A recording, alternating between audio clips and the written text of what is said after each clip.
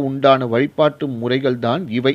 பிரிந்திருக்கும் கணவன் மனைவி தனித்தனியாக துர்க்கை அம்பாளை வேண்டி இந்த பாடலை படித்தாலும் பிரிந்தவர்கள் இருவரும் ஒன்று சேர்வீர்கள்.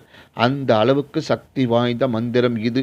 குழந்தை பாக்கியம் கிடைக்க வேண்டும் என்றாலும் துர்க்கை அம்மனிடம் ராகு கால நேரத்தில் விளக்கு போட்டு பிரார்த்தனை வையுங்கள்.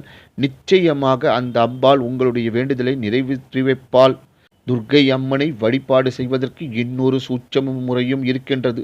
துர்க்கை அம்மனுக்கு நேர் எதிராக முட்டி போட்டு முந்தானியை ஏந்தி வரம் கேட்டால் நீங்கள் கேட்ட வரம் உடனே கிடைக்கும். குறிப்பாக இந்த வழிபாடு பெண்களுக்கு மட்டும். இறைவனிடம் மண்டியிட்டு கேட்பது என்று சொல்வார்கள் அல்லவா?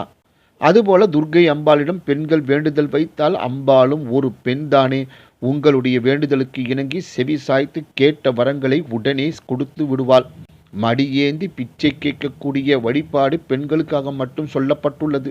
மேல் சொன்ன ஆன்மீக